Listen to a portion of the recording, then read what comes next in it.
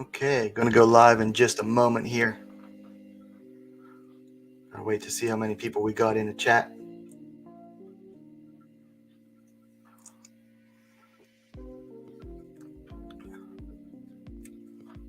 Running a couple minutes late, just a couple.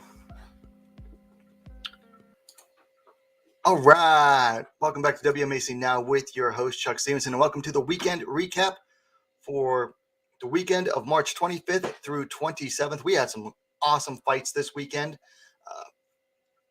A lot of good finishes, some just overall good back and forth fights, and really big, important fights for in their respective promotions and weight divisions. So I'm not going to waste too much time here. We're going to go slightly out of order to start. So first up, we had UAE Warriors 28 on Saturday. We had two ladies bouts that happened. We were supposed to have three, and one fell through due to one of the fighters falling ill. But first up, at flyweight, Dakota Dacheva defeated Paula Betancourt via unanimous decision. Dacheva climbed to 5-0. Betancourt fell to 5-1. So we had two undefeated fighters facing off at flyweight. I didn't get a chance to watch these fights yet, mostly because they happened when I was taking my nap after the, 6.5 hour long fight companion for 1X. But I will try to get around to watching them. But Dakota Dacheva, she's on her way to getting signed to the UFC. She has looked phenomenal every fight I've seen her in. Here she was taking on a fellow undefeated flyweight. And when I look at, Paula Betancourt's record, like, she's not your typical can crusher from Brazil. Like, she had beaten a 10-fight veteran before this, someone who was 8-2. And now she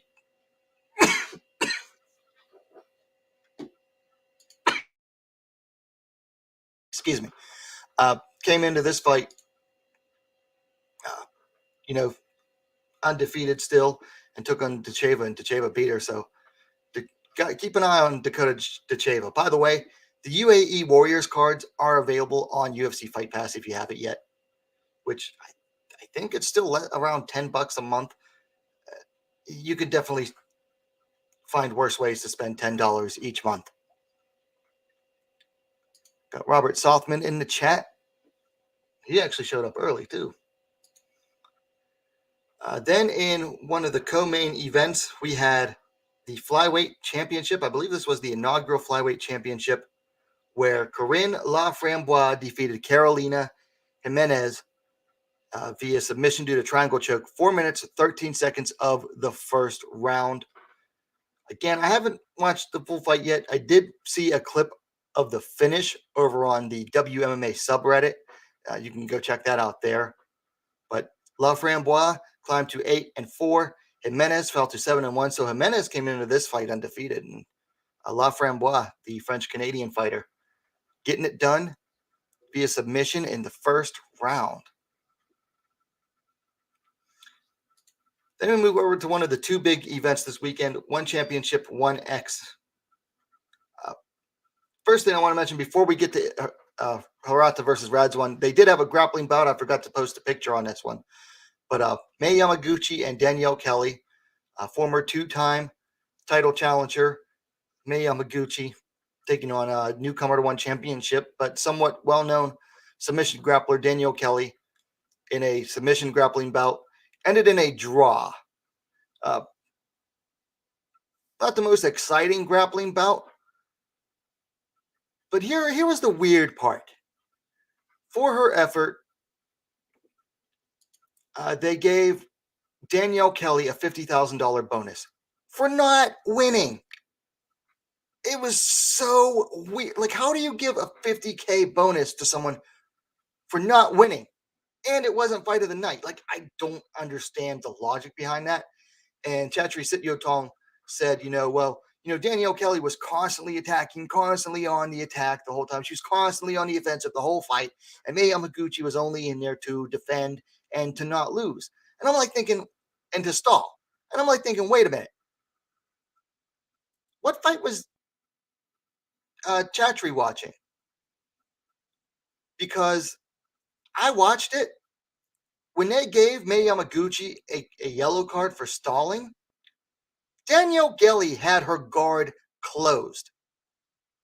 So how do you say that the fighter on top was stalling when the fighter on bottom had her guard closed? Meaning she May Yamaguchi was in Danielle Kelly's guard.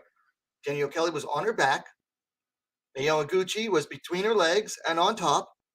And Danielle Kelly had her legs wrapped around and crossed like this. Her ankles were crossed like this. Meaning she was not offensive at all. Danielle Kelly wasn't, because you can't be offensive. You can't attack with a closed guard. But yet May Yamaguchi was the one stalling at the time. That absolutely infuriated me.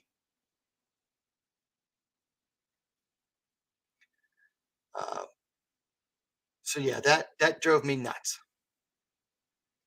Anyway, on to Itsuki Hirata versus Gian Rajwan, the first ladies MMA bout. All three were in the one atom weight division, which is at 115 pounds.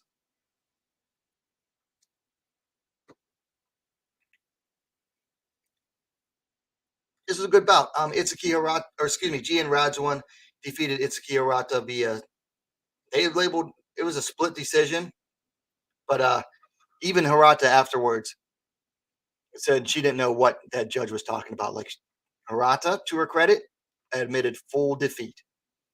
This is a good bout, a good back and forth first round, but then Radzwan really controlled the clinch in the second and third rounds, and it was Radzwan that was getting the takedowns.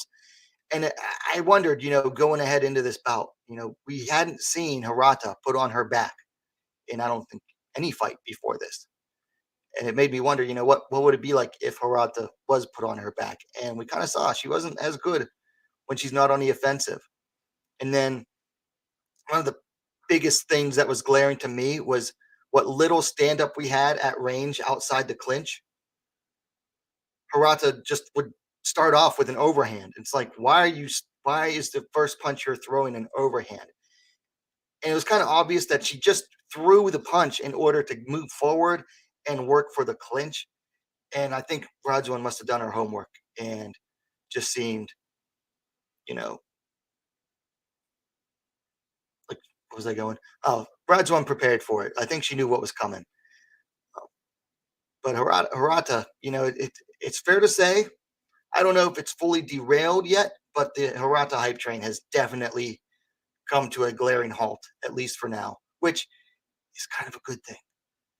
Because people were saying, "Oh, she's close to a title shot. She's close to a title shot," and I disagreed the entire time. I said, other than hype, she hasn't shown anything yet that she is really close to being worth a title shot. No Filter MMA in the chat. What's up, No Filter? A fellow WMMA channel. You can go check him out sometime. But yeah, Gian Radzwan just did really good in this fight. I think in my preview, I flipped a coin basically and said I lean towards Hirata. But I thought this was a pretty good 50-50 fight coming in. Like, probably the first true 50-50 fight that Itsuki Hirata had ever been in. So it was very interesting to watch and very fun to watch. Gian Radzwan just shows, she is a legit contender. A lot of people were doubting her because they felt that she did not deserve to win her last bout against May Yamaguchi. But she came in and showed, hey, I'm a serious contender in this division. So the Shadow Cat, Gian Radzwan, getting it done here. Oh, man. Busy chat room. Robert Southman said that made me so bad, referring to the bonus for May Yamaguchi. Also says, Chatry, I'm not going to say that out loud. Because Raw Hobbies and Lifestyle says because she is ex-gym. So yes. Game Talk, welcome to the chat, says bonuses are more politic than anything. By the way, Robert Southman, long time no see, buddy. Says Danielle Kelly is the effing submission specialist. Enrique Webb, look like a new name. Welcome to the chat. Yes, she is young, so treated her as a baby. She is new. Robert Southman says it's mad horse caca if that is Danielle Kelly doing her best. The thing is, like, I've kind of been following Danielle for a little bit. She's mostly known for beating MMA fighters in submission grappling only bouts. But like when she goes up against legit grapplers, I think she's 50-50 at best. And she has two losses. Honestly, I've seen people try to label her as a grappling prodigy. No. Go look up Danielle Kelly's record on Tapology. They have her pro grappling bouts. She has two losses to Grace Gundrum. Grace Gundrum is like barely in high school. She is a true grappling prodigy. Raw Hobbies and Lifestyle says the bonus should split with May. Enrique Webb has a good point here. May is out, so they don't care about her. Yeah, at this point, one championship is just using May Yamaguchi to build up other fighters. Danielle Kelly, I think she's about 25 years old. Southman says, I expected Hirata to be the muscle. Yeah, she was not able to outmuscle Gian in this fight. And says that Radzuin is a slick grappler. And she has nice chopping legs. Yeah, she was throwing some good low kicks in that fight. And Robert says that Gian's transitions are amazing. I agree. Filter saying, smash that like button. Yes, please hit that like button. That gets the algorithm going. Robert thought Hirata would win, but was wrong. Gian only had 7% win rate from fans' prediction to win this fight. Well, most fans, they pick based on who they like more than from logic. And Itsuki Hirata has a lot of, I'll call them simps. A lot of people just really fooled by her looks.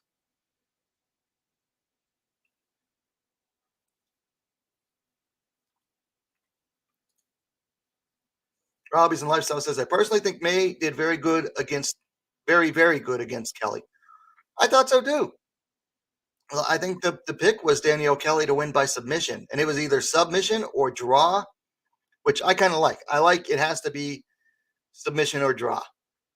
And May Yamaguchi is the first MMA fighter that Danielle Kelly did not submit. She submitted Cynthia Calvillo. She submitted Roxanne Modafferi, both of whom were bigger fighters in size than Danielle. And Yamaguchi is kind of a little bit smaller than Danielle, thicker than Danielle for sure, but a little bit shorter, a little more stockier. But yeah. No Filter has a good question. Will she transition though? That's a good question. I had my doubts about Gary Tonin transitioning, but he did end up doing it. And then as soon as he transitioned, they stopped with the grappling bouts for a few years. So we'll see if she ends up transitioning. Robert Southman says, yes, she isn't high end and straight up sub grappling. And Game Talk says, congrats, Raw Hobbies and Lifestyle, on your girl victory. She did amazing, Melvin. Yeah, so Raw Hobbies and Lifestyle apparently trains with Gian Radzuan.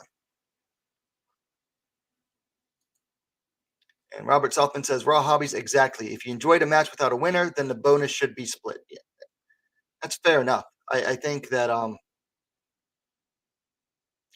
just don't agree with giving a bonus to one fighter in a draw. The name is Leg Humpers, bro, says Robert Southman. Hobbies and Lifestyle brings up a good point. They fooled by Kelly's looks too. A lot of simps. Yeah.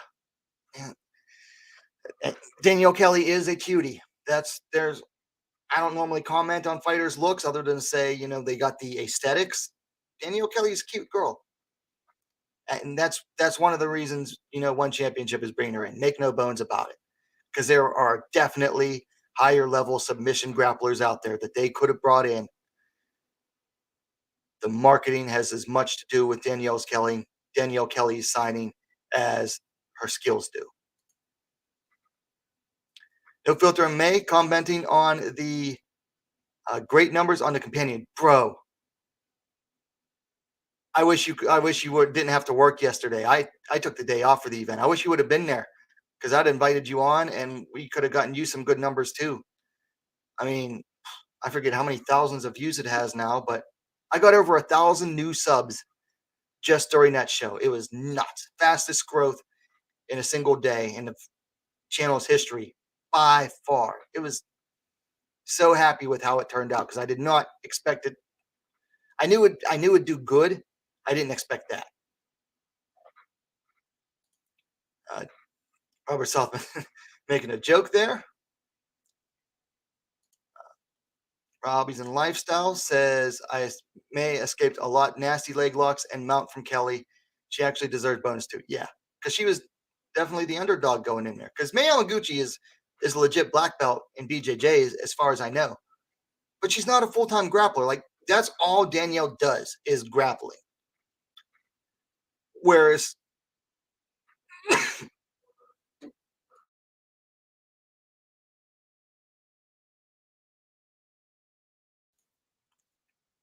May, she splits her training up. She's an MMA fighter. You got to split your training up. So May Yamaguchi was going into Danielle Kelly's game. No Filter says he'll be there next time for sure. I hope so, man. I got to have some fun. Also trying to work on the next episode of the WMMA panel show, which will definitely get you on and try to invite some people on. I got to come up with some topics for it. And then if Kelly transitioned, who will they give her? May versus her in MMA? Maybe May Yamaguchi would knock her out in MMA for sure. I don't see Danielle Kelly getting Yamaguchi to the ground in an MMA fight because she doesn't have the takedowns. So Gian Rajawan improves. Hirata suffers her first pro MMA defeat. Back to the drawing board for her. Itsuki Hirata, she's got to stop being as one-dimensional as she is. I thought she would grow more because, she trains with a very good striker in Shiyu Park, and she trains with a very good wrestler in Miyu Yamamoto. Just don't know what's halting her growth. Now, Charlie Jewett of Sogo Kaku was on the stream, and he thinks Crazy B is probably holding her back because Crazy B hasn't doing so great, which they haven't overall as a gym. But we saw improvements in Shiyu Park's overall game, and Miyu Yamamoto striking has looked better. So those two have been training together, has been paying off. I don't know what is going on with Itsuki.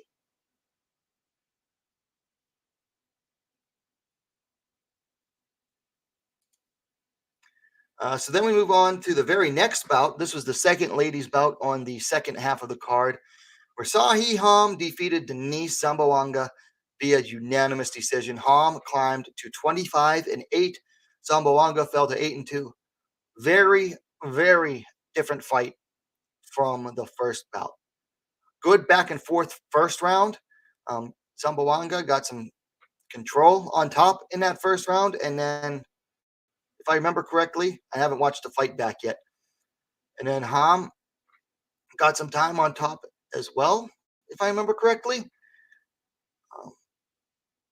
And then there's some good striking exchanges as well.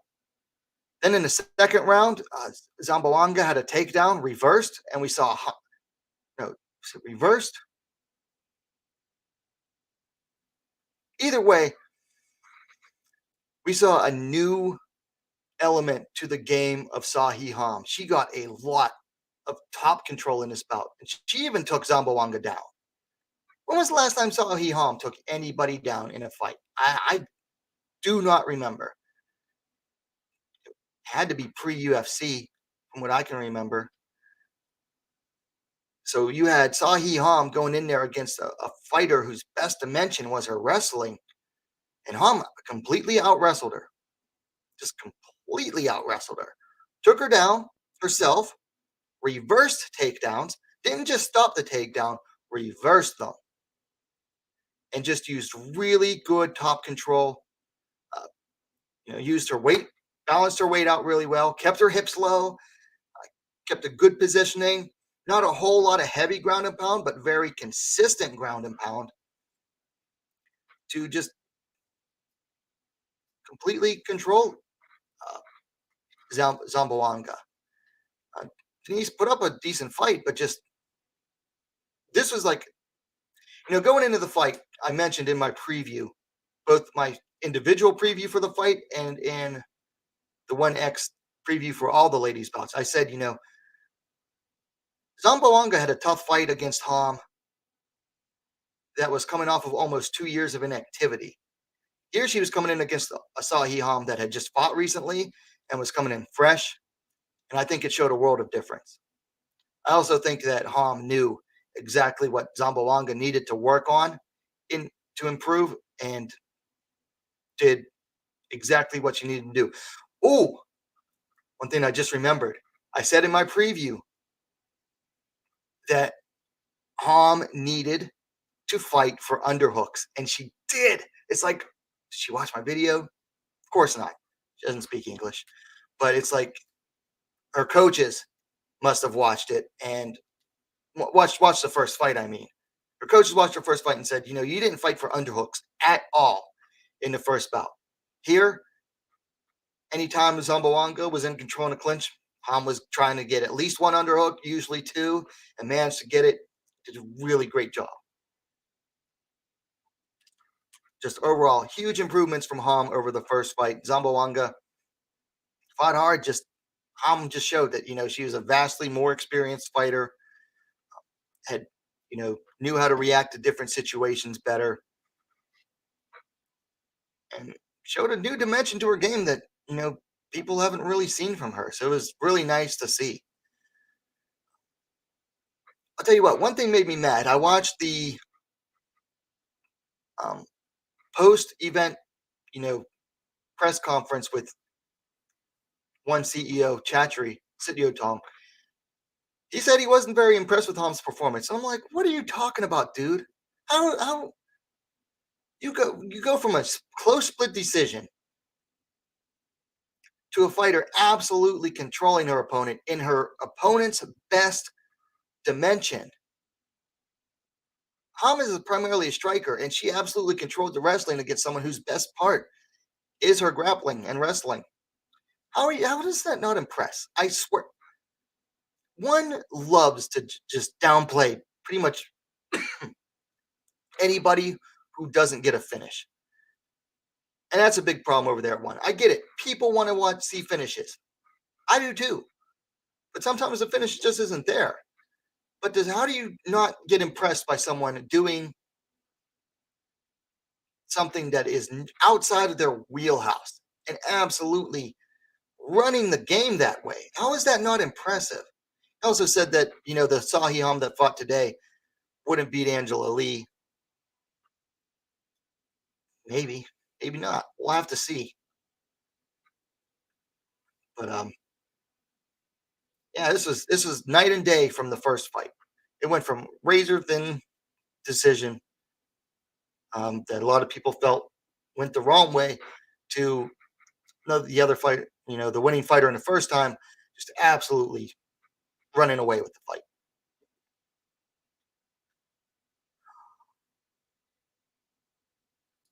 Robert Saltzman says, especially when one allegedly gives equal points to sub escape as attempt. I'm not sure if they give equal points to sub escapes as attempts, because the sub attempts count as efforts to finish the fight, which is one of their highest scoring criteria. But they do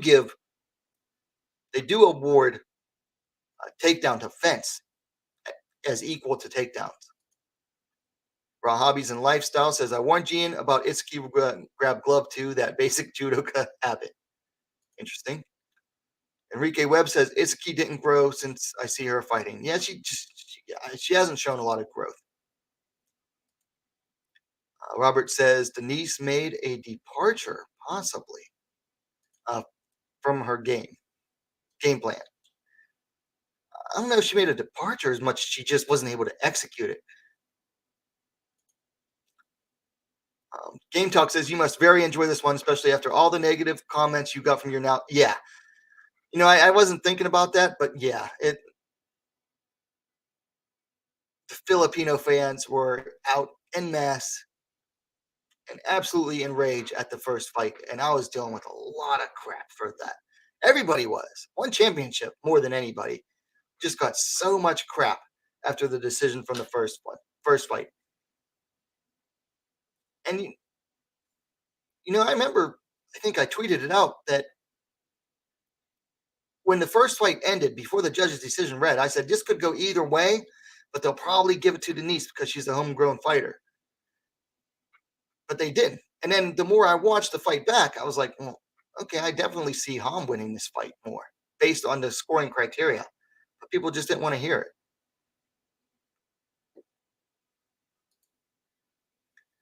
Ham knows when to ound on to. I'm not sure what you're saying there, Robert. Enrique says Denise dropped the ball. I don't know if she just dropped the ball so much as it got taken and she couldn't get it back. Robert says when Denise is on to, she has no plan. And says Sahi Ham is growing fast. Yeah, she continues to improve. And she admitted in her post-fight interview with SCMP MMA, which SCMP MMA got interviews with I think every winning fighter. Go check those out on YouTube. She admitted, she admits she's like I'm out of my prime, but I'm still doing good. So she's going to keep going. Robert Southman says just position, but no smash. Yeah. Robert says Ham was more willing to exchange, and you could see Denise wilt on the feet. Yeah.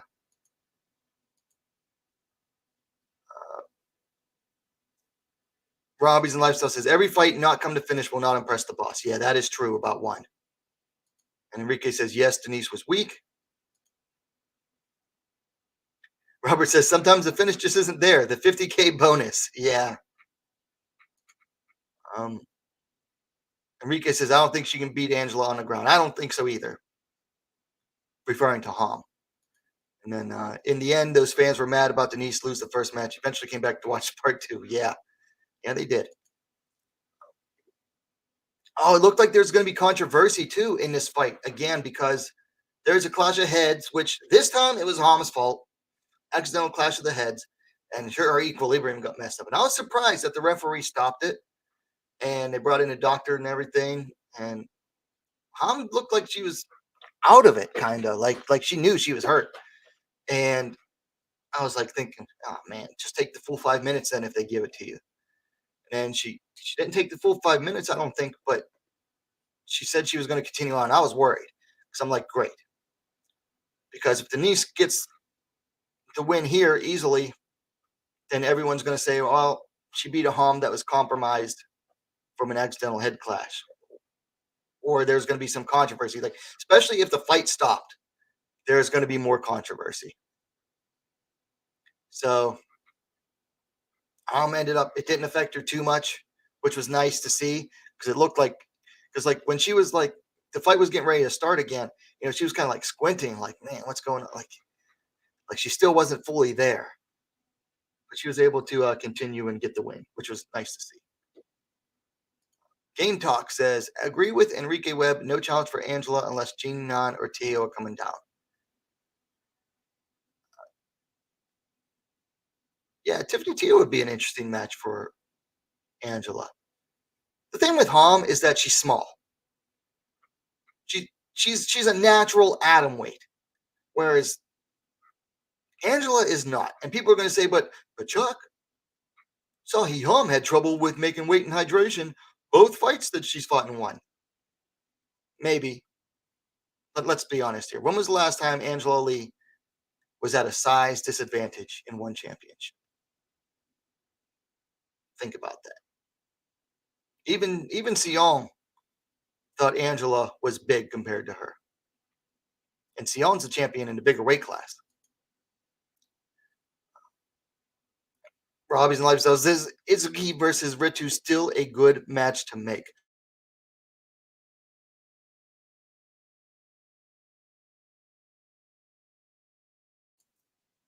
I agree, especially since they're both coming off of losses now. Robert doesn't agree with Tio. Raw Hobby says Angela looked one size above Stamp. She did. She did. And Stamp was a little bit bigger than like Aliona Rasohina, who's a former opponent of Ham. Like Angela wasn't like towering above Stamp but you could they're the frame size. Like they're definitely built differently, and Angela's a bit bigger than Stamp. Enrique says Angela's weight cut champion. Yeah.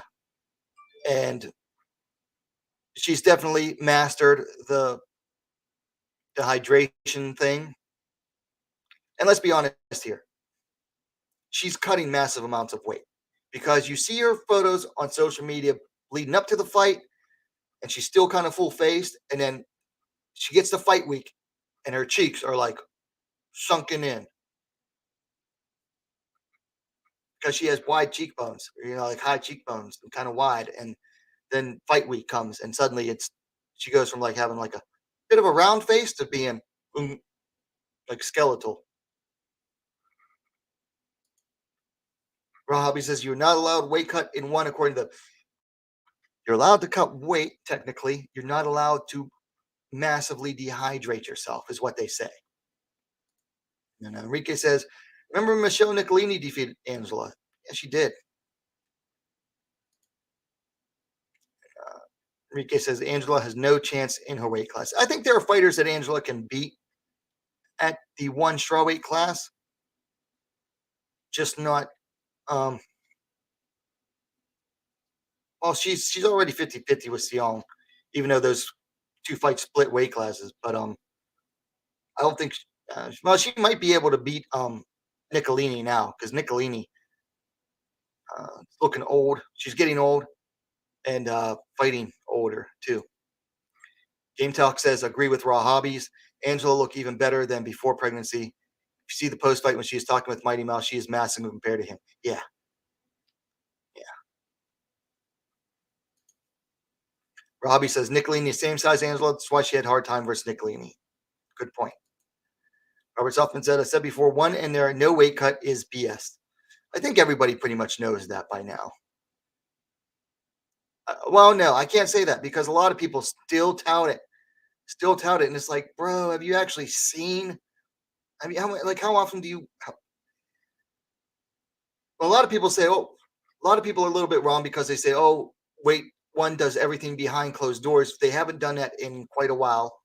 They did for a while, but they haven't done it in a while. Enrique says it's easy to pass the hydration test.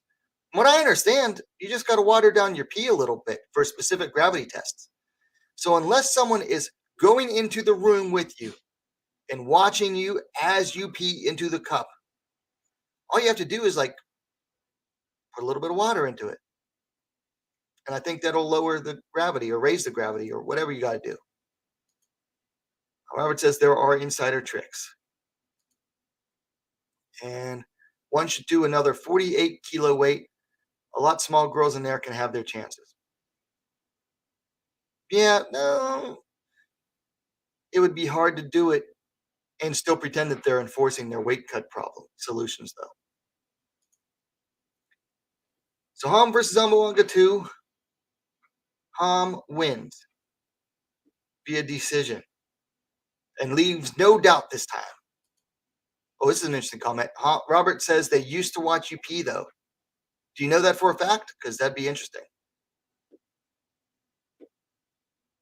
Because I was in the service and had to have a lot of guys watch me pee. It was weird. Then we moved to the main event of 1X. Angela Lee versus Stamp Fairtex.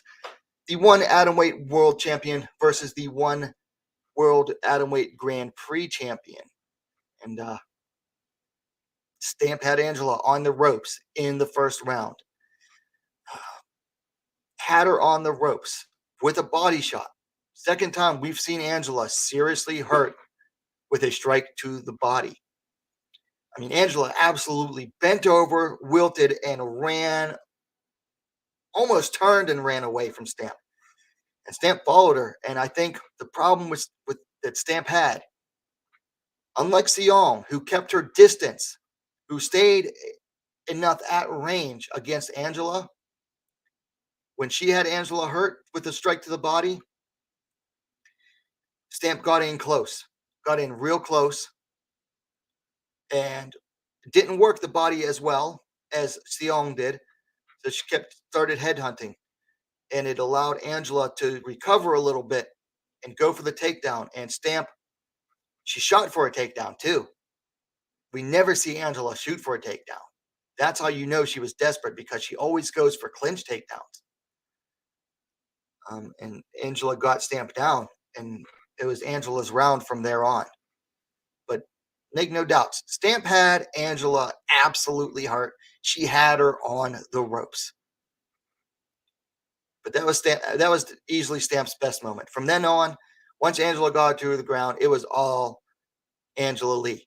Then in the second round, Angela again bullied Stamp to the fence, pressured her, backed her up to the fence. And I said, going into this fight, I said, Stamp has to keep her back away from the fence, because that's Angela fights through the clinch against the fence, and then that's how she gets her takedowns. And that's what she did in the second round, especially. And from then on, it was just Angela chaining submission attempts together, just going for a submission attempt after submission attempt after submission attempt. Went for the twister, came close, no cigar. You could tell Stamp was in pain now. And I had a feeling Angela was going to go for a twister in this fight, because they kept building up to it and building up to it. And it kind of like put a pressure on Angela. Like, they kept talking about it. One championship did. And it's like, you kind of put pressure on your fighter to really finish with that move.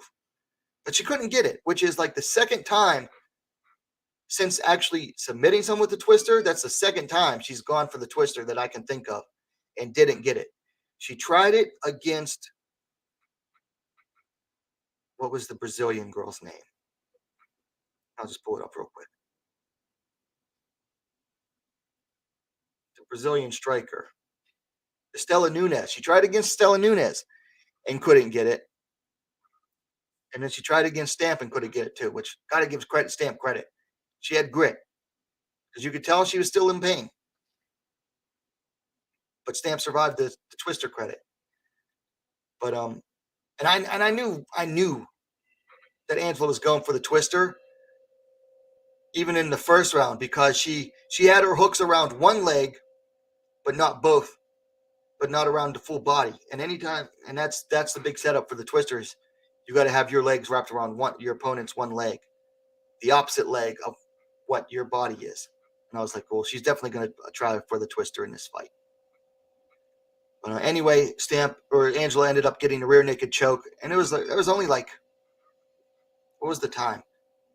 There was only 10 seconds left in the second round, and again, Angela Lee gets a buzzer beater submission via rear naked choke. Did it against Sion, came back after almost 2.5 years, and did it against Stamp. So the big question was, will ring rust rule the day against Angela?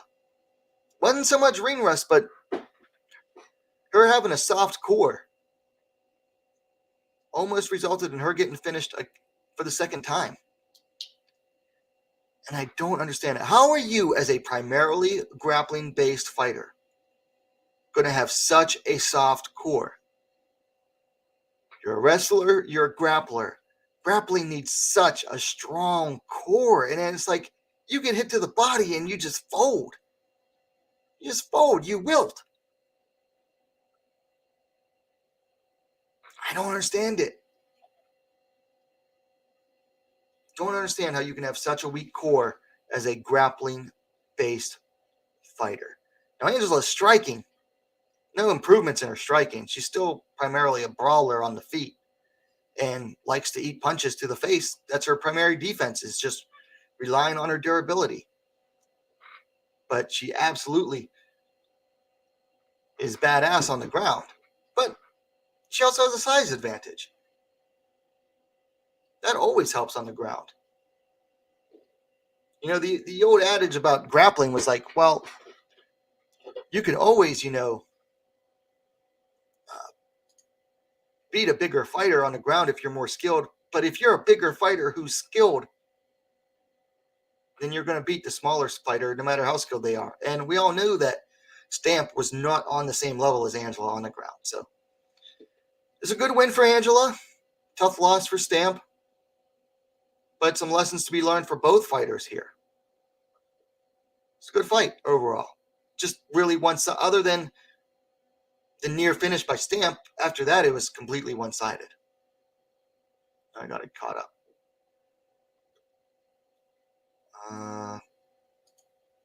Enrique says, also Angela is the moneymaker. She can get away with anything. Yes. Robert says, this pissed me off. Stamp could have used the knee. She could have, but anytime you throw a knee against someone like Angela, she's going to try to go for a takedown off of it. Oh, on the ground. Yeah. Angela shot for the takedown, and Stamp kind of sprawled on it, but then didn't throw the knees. She should have started. Maybe she should have started throwing knees to the head of Angela.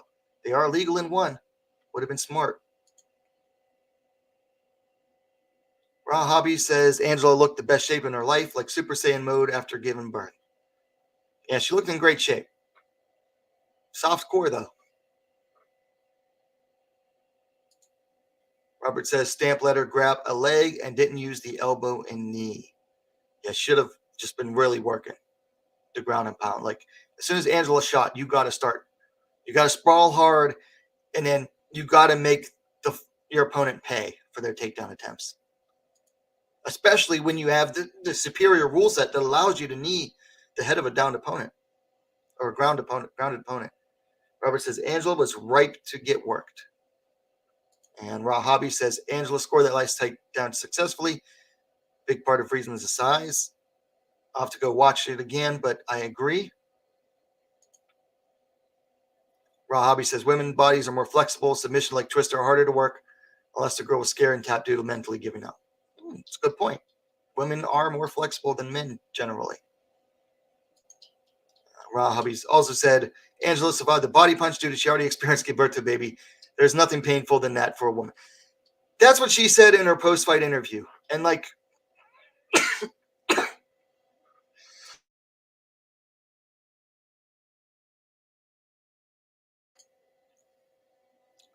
it kind of made me mad. Like, okay, you want to big up the fact that you're a mom. Okay, great.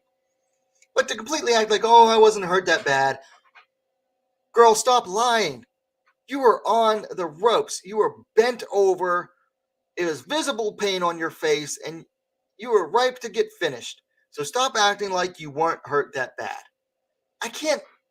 That's one thing I cannot stand about Angela Lee, is she refuses to give other fighters credit for anything. Anything. She was hurt. She was hurt. There was no doubt that she was hurt. She was on the ropes. Why is it so hard after getting the win to say, yeah, she did good. She had me on the ropes. I had to fight, I had to fight hard through that. Instead, she's like, no, I wasn't that hurt. I had already given birth. You can't beat giving birth for pain. It's like, she needs a little bit of humility in her life. Seriously, needs some humility in her life. She's constantly downplaying her opponents, anything good her opponents do. She downplays other fighters' accomplishments and achievements in other fights. It's like, how about some humility? There's a difference between being confident and being arrogant. And she is often on the wrong side. Robert says she is enormous. Enrique says, well, when you get hit and don't flex, you're going down even if you have a good core. Yeah.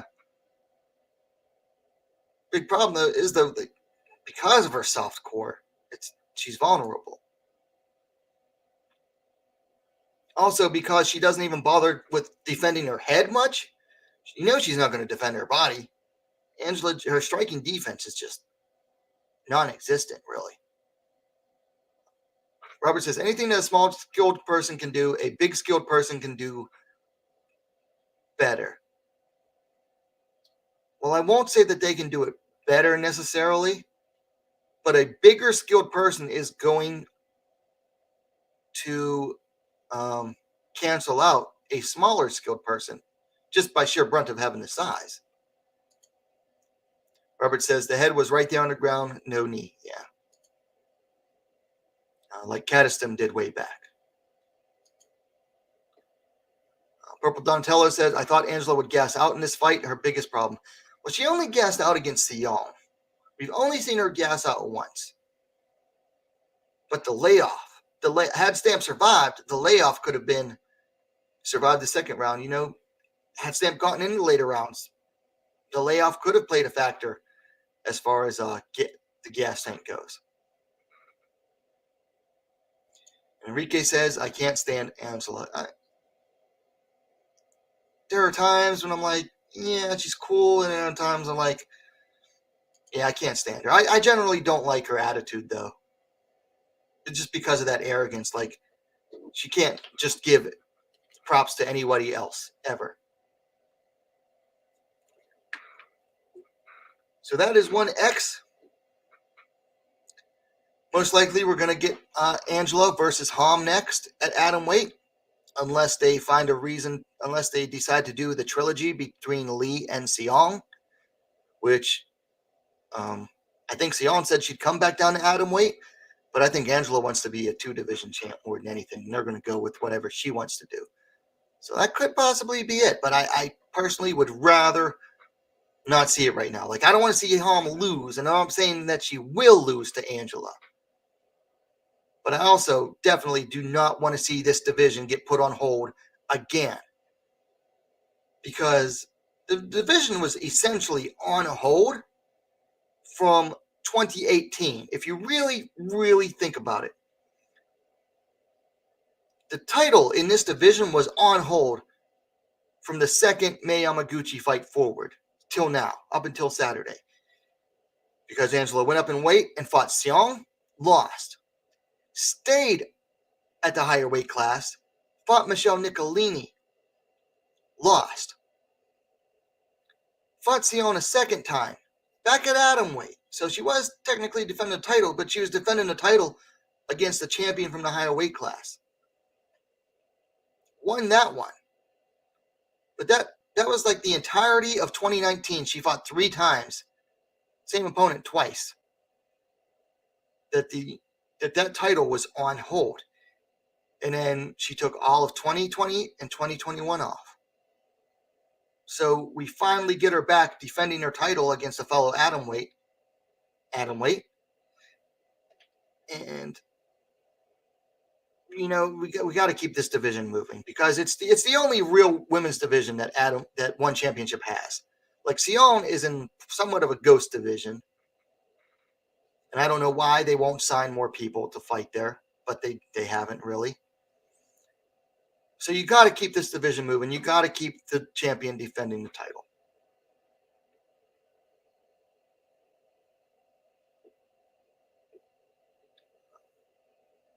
Robert says, I want to see them bring some real ex-UFC ladies over. That'd be nice. That'd be nice. Raw Hobby says, she's using motherhood and baby to promote too much, but her skills and body look very sharp and peak. Her ground skills look peak. I don't think her striking does. Game Talk says, that's funny now they decide to also brand her from the U.S. Yeah, they now brand her as being both Singapore and the USA as they target the U.S. market now. Yeah, so one is trying to get a new distribution deal in the U.S. Chattery keeps saying it's a few weeks off from an announcement, which he's been saying that for a while now. But we'll see. But yeah, they're definitely going to market Angela more as more American, I think. T, welcome to the chat, says, I wonder if the issue with Angelique's core has something to do with the car accident she was in a few years ago. So that was her back. Which definitely plays a part in your core. But it has nothing to do with the front of your core.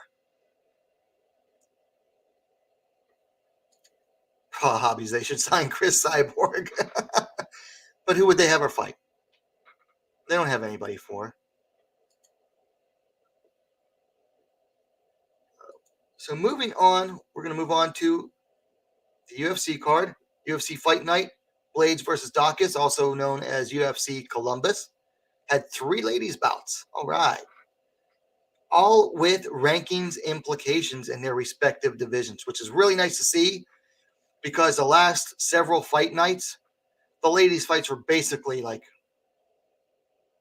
throwaway fights as far as the divisions were concerned. Like they had no real implications to the overall divisions they were fighting in. And that's been like the last several fight nights. But first up, we had, first up, was that the order the fights were in? Okay, well, anyway, we're going to go out of order here. So first, let's talk about this bantamweight bout. Sarah McMahon defeated Carol Hossa via unanimous decision. Now, I picked Carol Hossa to win in a community post I made. Got that one wrong. I thought that I still think that Carol Hossa is part of the future of this division. It's just, man, she went up against a vintage Sarah McMahon. And Sarah looked better than she has in a long time in this fight. She went back to her bread and butter, used her wrestling, and just was absolutely able to control Carol Hossa. Now, Sarah still has a lot of holes in her game, and her biggest weakness, I would say, honestly, you wouldn't think so because of her wrestling. Her biggest weakness is her ground and pound. She has like no pop to her strikes, no power behind her strikes on the ground. I just don't understand it. Like, how can you be that strong and that good of a wrestler and not have any power to your ground strikes? It baffles me. It just absolutely baffles me. But she doesn't. It's weird. But McMahon was able to just really control Hossa on the ground and turn back the clock here because McMahon is what, 40, 41? 41 years old. She'll turn 42 in September. But McMahon put in a vintage effort here. Vintage McMahon went back to her roots and was able to hold off Carol Hossa, who, I forget what her ranking is right now. Let me check. UFC.com.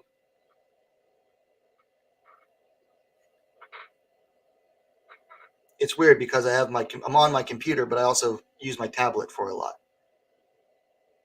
So McMahon is at number 9. Hossa was at number 12. So this was a chance for Carol Hossa to break into the top 10. Just couldn't get it done. I still think Hossa is the future of this division now because she had looked really good up to now. And she didn't look terrible in this fight, but she looked far from good. But really nice performance there by Sarah McMahon. It's a setback for Carol Hossa. Not the best results as far as what this division needs, but sometimes, you need a rising prospect to lose sometimes because it ultimately makes them better as a fighter. What's the records here? So McMahon improved to 13-6. Hossa fell to 15-4. But if I remember correctly, Hossa was undefeated in the UFC after 4 fights in the UFC. She was undefeated up to now. So sometimes you need that step back just to show you, I need to work on this. I need to work on that. I need to, improve in these areas. I need to do better putting these things together. Every prospect should probably lose at least once before breaking into the top 10, I think. A lot of people are worried about, there are outlets out there that want fighters to, really protect their records. And I disagree with that. And I'm going to go on. That is a topic I want to talk about for a later discussion. But Hossa takes a step back, or she doesn't even really take a step back. She's just kind of like stuck in place right now at number 12. McMahon also not really going to move up or down. So unfortunately, The rankings implications for this bout just kind of stagnated with this bout. So, but as a fan of Sarah McMahon, it was nice to see her get a win and nice to see her use her roots to get it as well.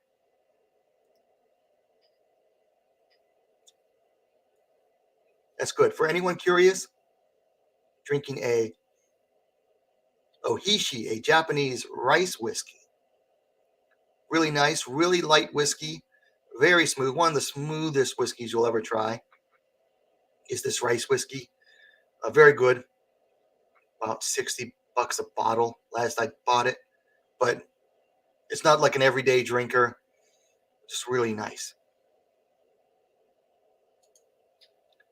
Then we move on to the flyweight bout between Jennifer Maia and Manon Fiorot, with Manon Fiorot coming away with a unanimous decision victory.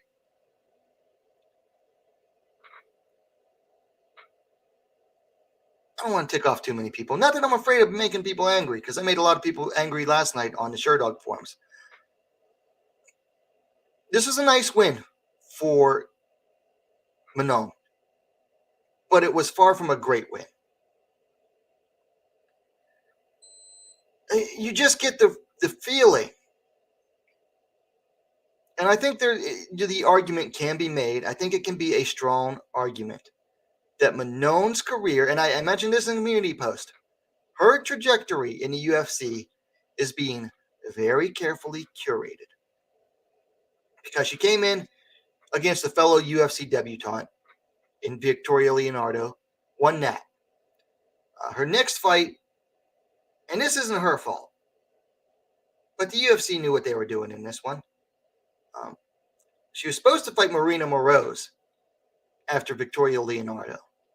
And I think Moroz would have been a very tough fight for her at the time. Moroz dropped out. I think it had to do with her paperwork at the time, like because she was in Ukraine at the time and couldn't come over. Because if I remember correctly, Ukraine shut down the borders, like they weren't letting anyone leave the country at the time. Could be wrong.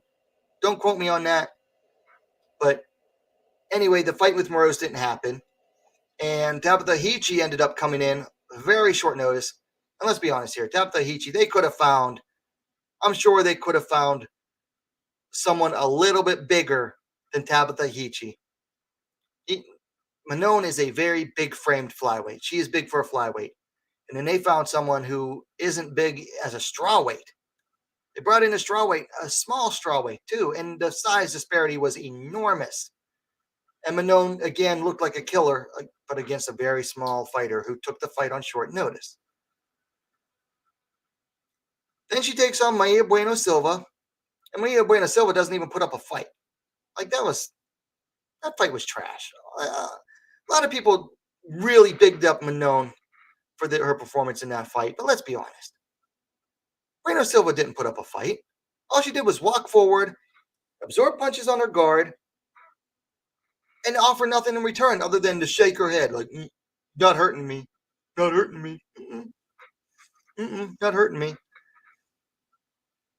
So then she was supposed to get a big step up in rankings wise against Jessica Ai, because Jessica Ai is currently ranked number 10 right now. I think she was ranked higher before this. But Jessica Ai ended up dropping out. So that was her chance to break into the top 10. Her first ranked fighter was going to be a top 10 fighter. Jessica Ai drops out, and then rather than just saying, okay, well, we'll give her someone who's lower ranked or unranked just to keep her in action,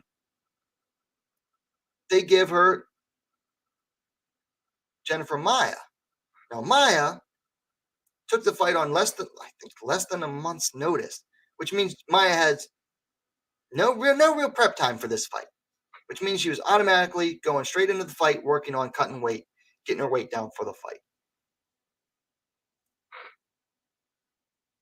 It's like if you're going to give a fighter outside the top 10, someone in the top 5, that's the best way to do it. If you're trying to really build someone up, give them someone coming in on short notice. Anyway, Manon largely, the biggest weapon in Manon's game is her sidekick, whether it's to the leg or the sidekick to the stomach. She used it all the time last night. Just a side kicking machine, just turning sideways, kicking. The length and reach, I got to give Manon credit. She has the length, she has the reach, and she absolutely knows how to use them. She used them very well last night against Jennifer Maia. Gave Maia problems. Now, when Maia was able to get inside, that's when she did good. Manon is not nearly as good fighting in the pocket as she is at range. So Manon just kept the fight, the majority of it at range. There was some time on the ground, but not a whole lot. Manon mostly controlled that as well. So I'm not giving Manon like zero credit here. I'll give her credit. She beat the fourth ranked fighter. But we got to remember to keep things in context. So this fight was honestly kind of boring for me. But it was a good fight. It just wasn't exciting. But I still want to see. I want them to give Manon one more fight before a title shot, possibly. Like, because the champ already has a fight booked. She's going to be fighting Tyler Santos. So, and that's in, I think, June. So give Manon one more fight before you give her a title shot. Who? I'm not sure. A lot of people are calling for Alexa Grasso. I think that'd be a good one. I think Grasso's footwork could be a problem for Manon. And she's faster. That's one thing about Manon. She's not a fast mover, whereas Grasso's faster. But we'll see. Robert Southman says Randa Marcos for one championship, and she is free now. Or Alexandra Albu. Albu's not a good fighter. I mean, they might sign her because of her marketability, but skill-wise, she's not very good. And no way she'd make 115 with the hydration thing. Phil Anderson, hey, nice to see you again, Phil. Says Fiora is going to be hurt by being ranked so high after beating Maia. She needs a lot more experience before fighting top fighters. I agree, because, like, I already mentioned why. That is a way bigger move. Like, that is too big of a move, exactly. And we all know how the UFC rankings work. You beat someone higher ranked, they're automatically going to move you into her ranking position in spite of not even facing anybody ranked between the two of you. And that to me is not how you should do the rankings. I think that if a higher ranked here's how I think it should be. We know that tomorrow, the rankings officially come out on Tuesday. So we know that on Tuesday, they're most likely going to rank Manon at number 4. Maia will probably move down 1 or 2 spots, 3 at the absolute most. And then everybody between the two is going to get ranked down because of that big move. But I don't think that to me, that does not automatically make Manon the number 4 fighter in the division. It just doesn't. If anything, Maia's fall down the rankings because of this loss should be bigger than Manon's move up the rankings. So Maia should move down several spots, 3 or 4, easily. But that doesn't mean that Manon should be in the top 5 automatically. No way. No way. But the rankings panel, idiots. Idiots. As a whole, they're idiots. Not disparaging individual rankers, but as a whole, they're idiots. Robert says, Tyler Santos is a wrecking machine. She has been so far. She has been so far. Abu has nice abs. Oh, 125. Yeah, they could sign her for 125. I don't think she has anything for some of the better fighters in that division. Albu reminds me a lot of early Paige Van Zandt. And that she has the cardio, she has the stamina, but other than just constant, forward moving momentum, she doesn't really offer anything.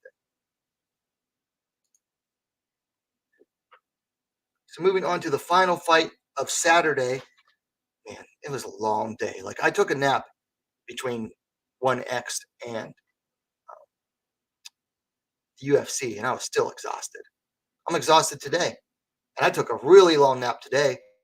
I woke up, um, had to go to work at 6:30. Worked about an hour and a half. Got paid for 2 hours. Came home, was up for a few hours, and then took a long nap.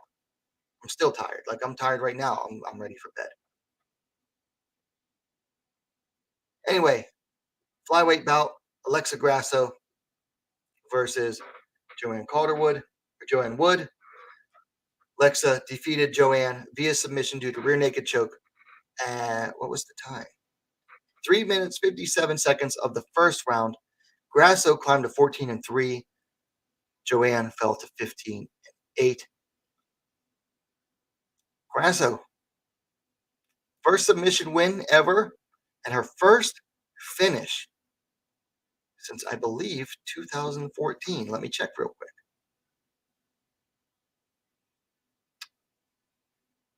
Her last finish was Alita Gray at Invicta FC number 10 in December of 2014. So 8 years, almost 8 years, a little over 7 since her last finish. So Grasso finally getting a good finish here. Starting to put her game together better. Now, I will say though, Joanne did better on the feet and actually outstruck Grasso. Now, I will add a caveat though,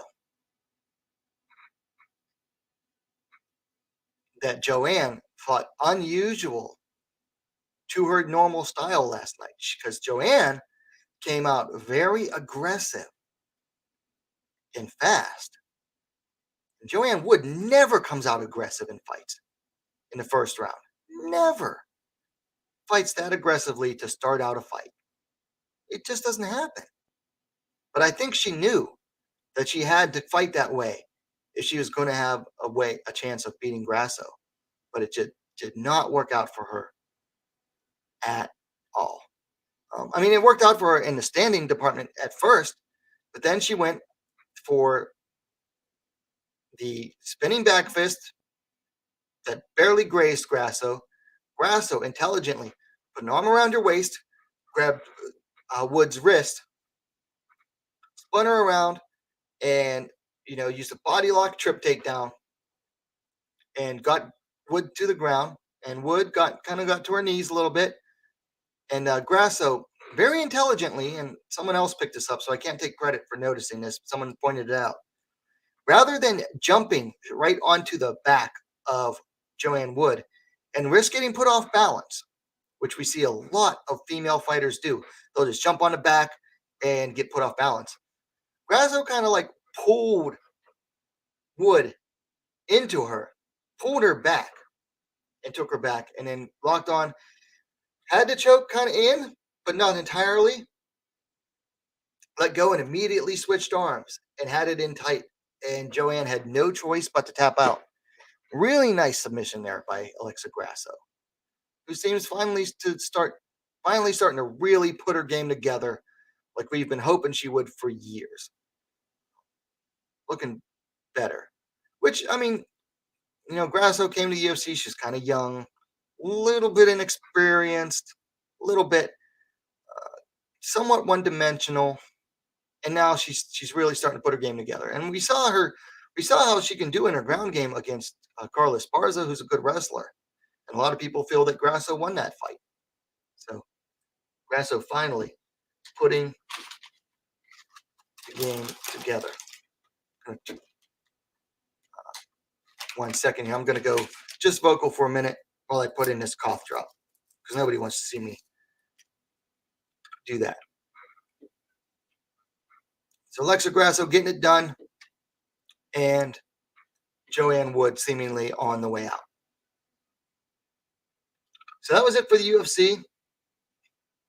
Earlier this morning, we had UAE Warriors, another UAE Warriors card. They had like 3 events this weekend: Friday, Saturday, and Sunday. So UAE Warriors, big weekend for them, getting it done. And they are a high-quality show as far as production values go. They got some good skilled fighters. That's where Courtney Casey Casey O'Neill came from before getting to the UFC. So they do sign some good fighters.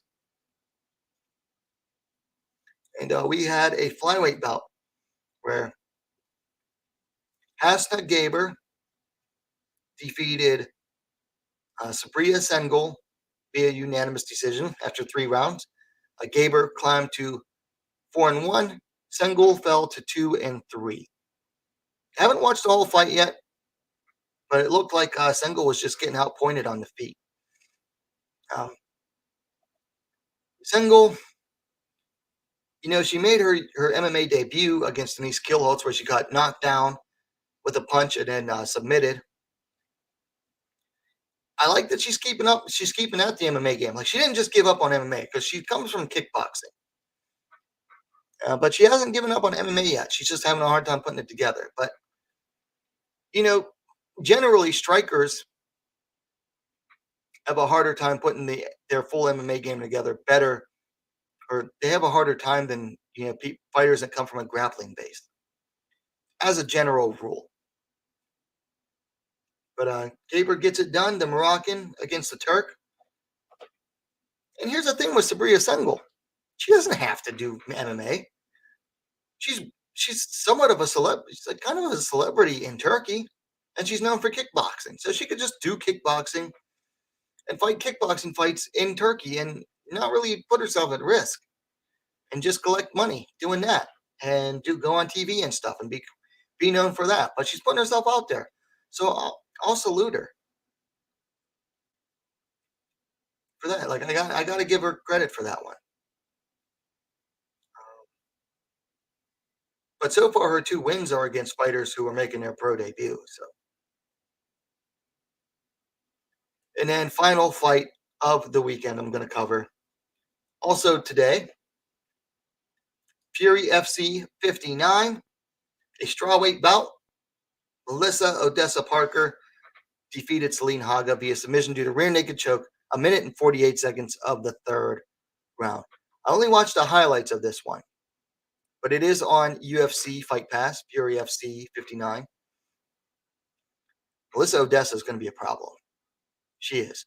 She was already a champion in boxing. I want to say the IBO champion, which isn't one of the big 4, not one of the big 4 sanctioning bodies. It's like right outside there, but she was already an IBO champ, already great boxing, and her ground game is coming along too. She was pounding the crap out of Celine Haga on the ground. And Celine Haga is like a 30-fight veteran at this point. Granted, she has an upside-down record, but she usually does really well against inexperienced opponents. It tends to happen that way. But Melissa Odessa was beating the crap out of Haga on the ground, obviously beating her up on her feet. Haga's ground stand-up game, obviously nowhere near Odessa's, but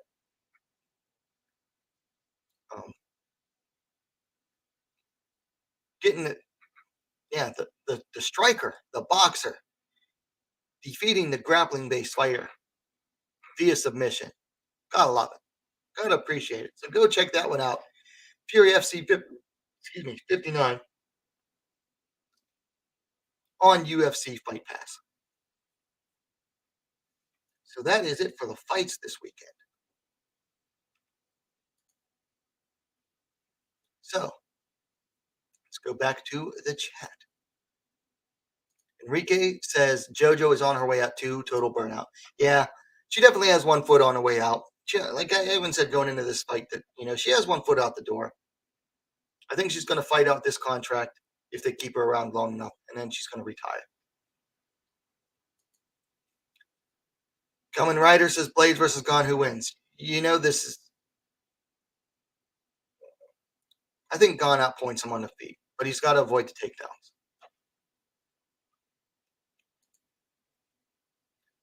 Phil Anderson says, now that Paige Van Zandt is a pro wrestler, she'll finally get a win. Yeah, so Paige Van Zandt signed with All Elite Wrestling. She's taking a pro wrestling turn. I think she's also still signed with BKFC. So we'll see how that works out. And she says Paige has also said that, she hasn't ruled out a return to MMA, but we'll see. Christopher Edwards Bailey in the chat. Hey, Chris, thank you again for that super chat. You did not have to do that yesterday. And thanks for the shout out on Twitter. But I'm sorry I didn't, send out the invite earlier. I don't know why I didn't think of you, but I should have. But it was nice to see you in the chat, though, yesterday. Anyway, Chris says, Angela Lee, Alexa Grasso, and Hom, the biggest winners of the week for me. Yeah, definitely. Me too. But yeah, they definitely the biggest winners. For Lee to come back like that after almost 2.5 years and to fight through adversity, which she doesn't even want to give herself credit for having to fight through the adversity. She's like, oh, it wasn't that bad. I think she undersold herself. I think she should have sold, how hurt she was. And then it would made her look that much better. But yeah, for her to do that was really well. For Grasso to show a new dimension to her game, getting her first submission win was big. And then showed a new dimension to her game with her absolute top control. Absolutely the three biggest winners of the weekend. And Chris says a lot of people from this UAE Warriors may be getting UFC contracts. Yeah, they're definitely becoming, and especially because they're on UFC Fight Pass, they're going to become a big feeder for the UFC for fighters. But they just have a really good talent scouts and good matchmaking program too as well. I mean, that's how Casey O'Neill got signed. She fought on a UAE Warriors card the same weekend that the UFC was in Abu Dhabi. Stuck around to cheer on her teammate at Tiger Muay Thai at the time, Lomo Lukbunmi. And then O'Neill said, you know what? I'm moving to Vegas. I'm going to be available and put it out there on social media for the UFC to know. Like, I'm moving to Vegas and I am ready for a call up, whether it is a full fight or short notice. She put herself out there and it worked for her. I'm not saying that every fighter should move to Vegas, but I'm saying it doesn't hurt. And I think she's at Extreme Couture. Robert Southman says Denise Gilholtz is a beast. She is. Definitely. I'd love to see her fight Angela. Ooh, Denise would murk Angela on the feet. Enrique says, thinks he means to say grappling takes a lot longer to learn. It does. It absolutely does. It takes I'm not trying to undersell how long it takes to master the striking. But anybody can learn to throw a punch. You kind of know it instinctually, how to, like, at least boom. It takes years to master striking. But for MMA, if you have a strong grappling game and you put together the basics of striking, it can take you super far. Super far. That's why a lot of grapplers, who strong grapplers, can get away with not improving their striking for so long, like Angela Lee. Whatever happened to Esma Hashes? I don't know who that is. Robert says, maybe Paige can sign with Evil Angel next. Her IG is... Well, her fan site is that way already, basically, from what I understand. Chris says, no problem, mate. Love the content. Well, I like what you guys do over at SCMP MMA as well. Because unfortunately, usually one championship events are on at like Friday mornings for me, and I work, so I can't do them. And I asked for the Saturday off, which worked out because I got to do this card. But normally, if you want to get a good fight companion, not as much actual play-by-play as what I do, but a good fun fight companion for one championship events normally are at the SCMP MMA YouTube channel. And you'll see Chris there. You'll see Nick Atkin, Tom Taylor. Sometimes John Hyun Ko stops in. Sometimes Drake Riggs stops in, both friends of the channel, and Leon Jennings, the king of Cambodia, although he hasn't been on there in a while either. Gordon Morris, welcome to the chat. Says, you're right, Angela does deserve credit for recovering from the liver shot. On the other hand, Stamp failed to properly exploit that moment. By the way, how about May's draw with Danielle Kelly? So yeah, Angela deserves credit for recovering. Stamp, you gotta take her down a notch for not taking advantage of it. So it goes both ways. I thought the draw was all right. I'm not like a huge submission grappling fan. Like, I don't normally watch the grappling matches that often, so I can't really judge. But credit to May. Nobody's finished her yet.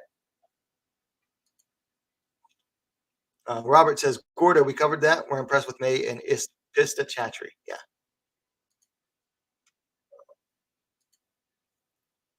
Raw Hobby says, MMA is 70% about grappling, 30% striking, include GMP. It depends.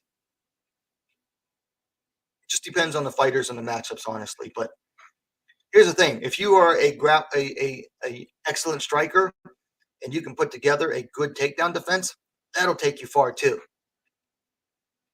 So the two biggest styles of fighters in MMA are good wrestlers with decent striking and good strikers with decent takedown defense. Both styles will take you very far in the sport. Robert says, in women's MMA, grappling superiority is everything. If you can't really club people out, it changes the way the game is played. Yeah, and I know, like in Japan, you'll see a lot more grappling-based fighters, like in Deep Jules and Rides and whatnot, Chudo, Deep, Pancrase, what have you.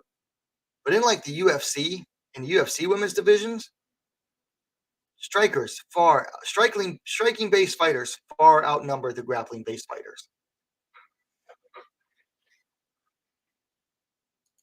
Raw Hobby says, why is May being passive? She tried to take down. It was Kelly who pulled guard and closed guard. I don't know. I don't think May really went in there with a game plan. Other than let's see if I can get anything.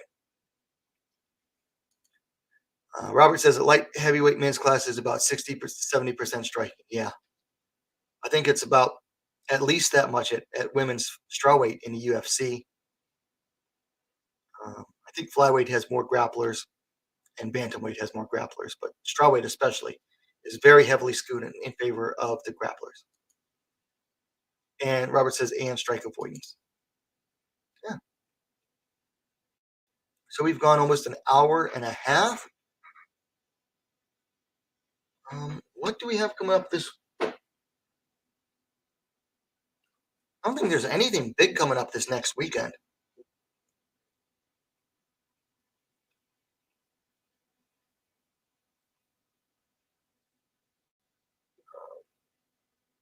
So we actually get a weekend off from the UFC coming up. We've got the first is on Friday. Cage Warriors, they don't have ladies fights. PFL, no. Cage Warriors again on Saturday. LFA on.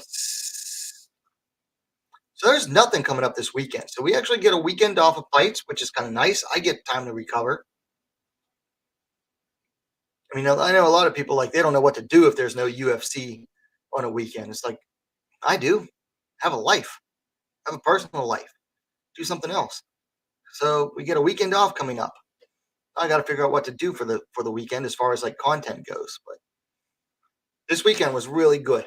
I feel like we need a break after a weekend this big. Between 3 fights in the UFC, 1 X, which was just like almost 8 hours of nonstop action. I'm ready for a break for myself.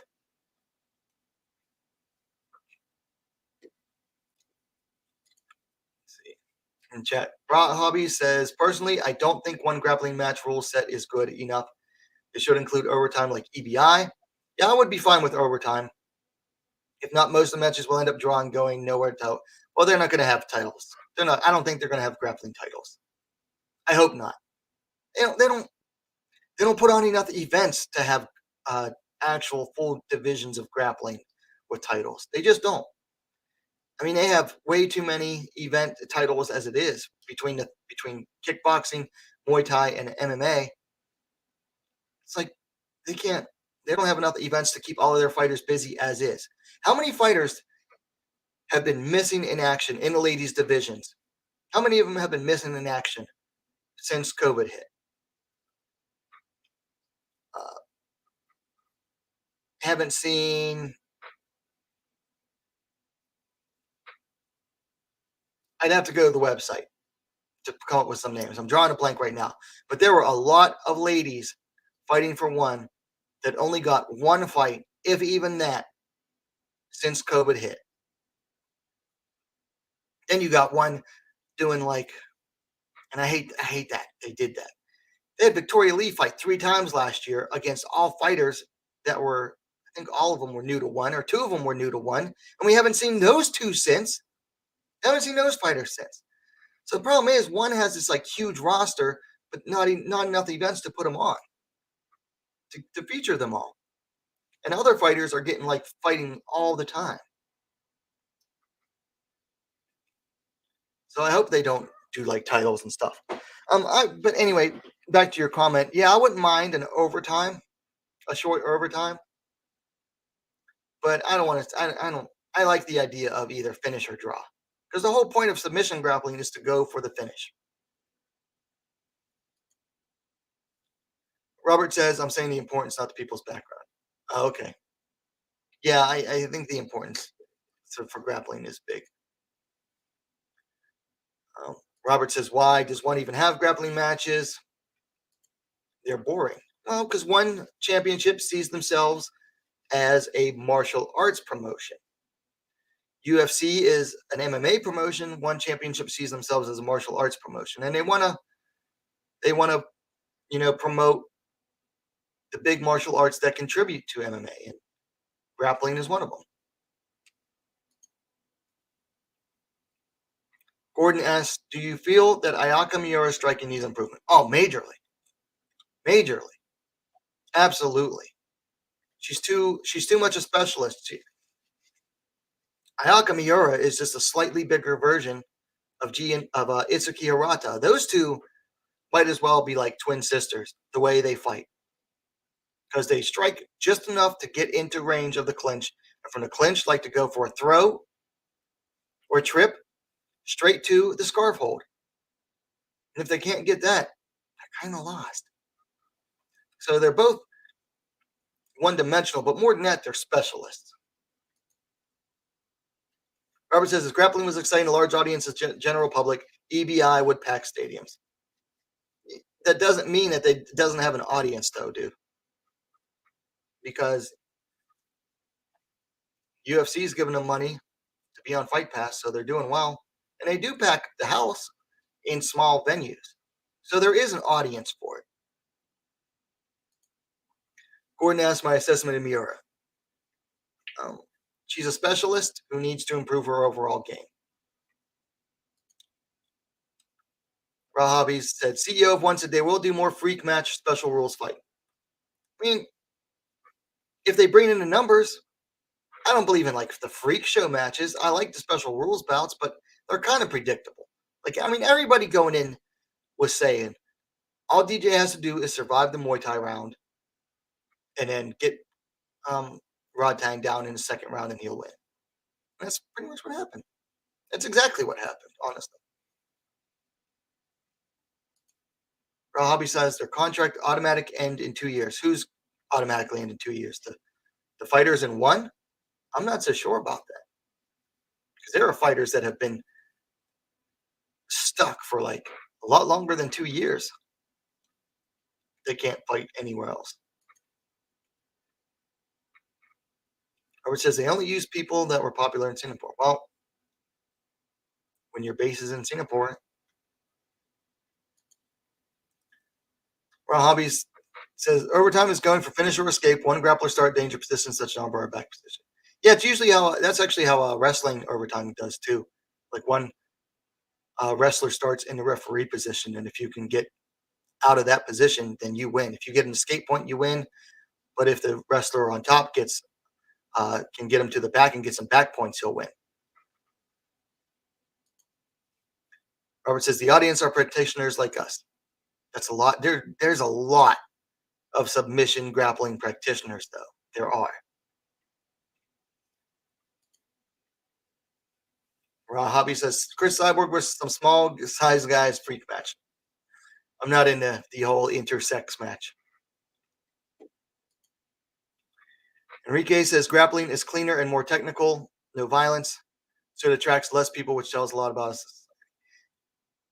But it also attracts some people that don't want to see people get punched in the face. Like the thing about grappling is that it is a lot harder to understand. But I feel that it does attract people that don't want to see people get punched in the face, especially on the ground. Like I've had people watch MMA fights and say, "Oh, getting punched in the face on the ground, that's not fair, or that's like dirty fighting." A lot of people still hold that position. So they might actually be attracted more to a test of skills like grappling. And um, there used to be